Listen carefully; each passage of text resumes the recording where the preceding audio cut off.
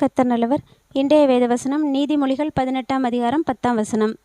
கர்த்தருடைய நாமம் பலத்த துருகம், நீதிமான் அதற்குள் ஓடி சுகமாயிருப்பான். இந்த உலகத்திலே நமக்கு பாதுகாப்பு கொடுக்கக்கூடிய ஒரே இடம் கர்த்தருடைய சமூகமும் அவருடைய வார்த்தைகளும் தான். அவருடைய சமூகத்தில் நம்ம எவ்வளவு நேரம் செலவழிக்கிறோமோ அந்த அளவுக்கு நம்ம எல்லா விதத்துலேயுமே நம்ம பாதுகாப்பாக இருப்போம். இப்போ கூட புயல் வருதுன்னு நமக்கு நியூஸ் அன்னன்னைக்கு வந்துக்கிட்டே இருக்குது. புயல் வருது, வரல, அப்புறம் ஸ்கூலுக்கு லீவு விடுறாங்க, அப்புறம் வாபஸ் வாங்குறாங்க, ரெட் அலர்ட்லாம் போடுறாங்க, அப்புறம் அதை வாபஸ் வாங்குறாங்க அப்படின்னு அது புயல் வருமா வராதா அப்படிங்கிற ஒரு பெரிய சூழ்நிலை. அப்போ நமக்கு தோணும், நம்ம அந்த நேரத்தில் எவ்வளவு சேஃபாக இருக்கணும், எல்லாமே இருக்குது. ஆனால் கர்த்தருடைய சமூகத்தில் இருக்கும்போது இதை குறித்து எந்த கவலையும் இல்லாமல், ஏன்னா அவர் தான் நம்மளுடைய பாதுகாப்பு. நீதிமான் அதற்குள் ஓடி சுகமாக இருப்பான். அது உலகத்தில் வரக்கூடிய புயலாக இருந்தாலும் சரி, நம்மளுடைய வாழ்க்கையில் சில பிரச்சனைகளின் மூலமாக வீசக்கூடிய புயலாக இருந்தாலும் சரி, பண பிரச்சனை, குடும்பத்தில் கஷ்டம்னு வரும்போது அதுவும் நமக்கு அநேக நேரங்களில் புயல் மாதிரி தான் தெரியும்.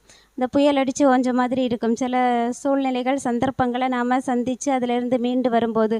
ஆனால் அந்த காலகட்டங்களில் எல்லாமே கர்த்தருடைய கிருபை தான் நம்மளோட கூட இருந்து தாங்கும். கர்த்தருடைய கிருபை தான் நம்மளை பலப்படுத்தும். அவருடைய வார்த்தை தான் நம்மளை அந்த இடத்துல இருந்து தூக்கி கொண்டு வந்து ஒரு பாதுகாப்பான இடத்துல வைக்கும்.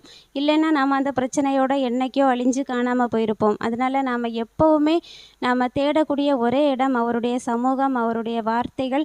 அதற்கு நாம் முக்கியத்துவம் கொடுத்து அதை நாம் கனப்படுத்தும் போது நாமளும் கனப்படுத்தப்படுவோம், பாதுகாக்கப்படுவோம். என்றைக்குமே அவருடைய வார்த்தைகளும் சரி, அவருடைய நாமமும் சரி நம்மளை விட்டு என்றைக்குமே தாண்டி போகாது. நாம் தான் அவருடைய வார்த்தைகளை விட்டு வழி விலகி போவோமே தவிர, கர்த்தருடைய கரம் என்றைக்குமே நம்மளை பிடிச்சிருக்கும், நம்ம கூடவே இருக்கும். அதை உணர்ந்தவர்களாக ஒவ்வொரு பிரச்சனையும் நாம் கடக்கும்போது அதில் அடிபடாமல், சேதப்படாமல் பாதுகாப்பாக வருவோம்.